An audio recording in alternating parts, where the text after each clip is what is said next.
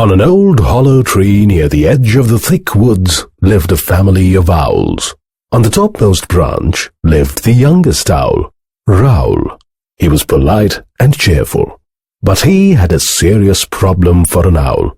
He couldn't see in the dark. Every evening, his family would wake up, yawn, stretch, and start out. Raoul would blink and peer and strain his eyes, but all remained dark. When the moon was up, he could dimly see the shapes of trees, but he had to fly very slowly and close to the ground. Since it was impossible for him to hunt, he had to go home early and wait to be fed. His brothers brought him some dinner in turns. However, they constantly laughed and hooted at Raoul's inability to hunt. Raoul hated this. At last, Raoul could not stand it any longer. "This won't do," he said firmly to himself. "I will have to change my habits." And then and there, he made up his mind to do something daring. He decided to sleep all night and wake up in the morning. When the family heard of the decision, Mother and Father were very upset. "Whoever has heard of such a thing?" Mother cried and almost fainted.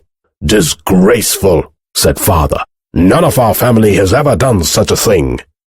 Rufus, one of the middle brothers, who read a lot, said, "No, Arctic owls hunt diurnally, that is, during the long daylight hours."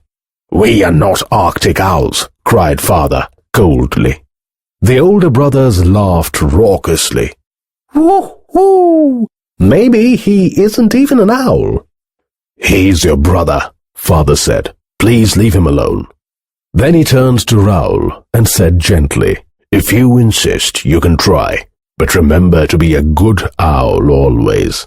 Father patted Mother's wings and whispered, "Don't worry, my dear. He'll soon change his mind." The following morning, when his family was going to bed, Raoul got up, stretched, and stepped outside. He sidled out on the branch and looked about. "Wow!" he shouted. He could see everything, and there was so much to see. A bright, hot, yellow thing in the sky, the forest, brown and green, faraway meadows green, full of flowers. Raoul spread his wings and flew out. He had never seen so many colors in his whole life. He felt so good that he flew upside down and did barrel rolls and loop-the-loops. By noon, he was hungry. He spied a small mouse behind an old barn. He swooped down on it. "Oh, please, Mr. Hawk, let me go," squeaked the sad little mouse, holding his little hands together. Raoul's heart was touched. He let the mouse go free. "But why do you call me a hawk?" he asked. The shivering mouse slowly looked up and said, "Good heavens, you are not a hawk, you are an owl. What on earth are you doing in daytime? Are you crazy?" "I don't think you ought to be so rude. After all, I could have eaten you." I am sorry," said the mouse. "Please forgive me, but I have never heard of an owl flying during day." Raoul explained everything. "That is the bravest thing I ever heard of," said the mouse. "Thanks, but I am very hungry," cried Raoul. "My name is Bertram. What is yours?" asked the mouse. "Raoul, nice to meet you, Bertram." "Will you eat cheese?"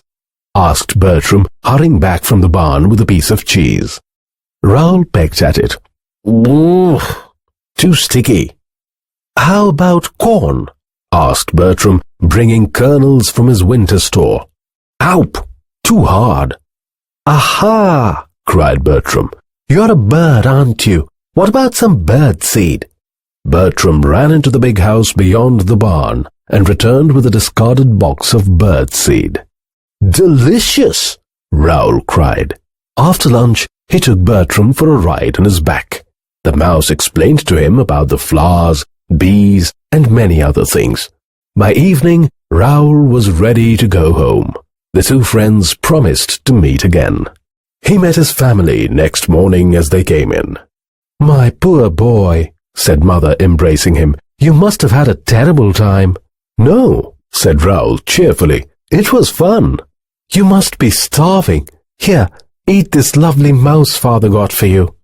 Mouse? Cried Raoul. That would be awful. My best friend is a mouse. Oh, the sun is affecting my child's brain, cried Mother as she again got ready to faint. Raoul politely showed his family the box of birdseed and flew off into the sunrise. Bertram was waiting. They met families of robins and rabbits. The sun shone brightly. By noon, Raoul said, Bertram, perhaps Father and Mother are right. I cannot see too well now. Now, don't be hasty. You have done very well so far. I think you are not used to the sunlight. Even the people in the big house are dazzled by too much sunshine. Are they? Asked Raoul. What do they do about that? Bertram snapped his fingers. I know. Just wait here. After some time, he came out of the hole from the big house's junkyard, dragging a pair of toy sunglasses. Bertram helped him wear it by tying the earpieces together with grass. This is wonderful, said Raoul. It is soothing. Days flew by happily. One Sunday, at dusk, as Raoul got home, he heard his family talking to the neighbors. Our Raoul flies in the sunlight. First owl to do it ever. Real genius. Nothing can keep a good owl down. Raoul slipped into his bed, content, singing, "Choo-wit, choo-woo."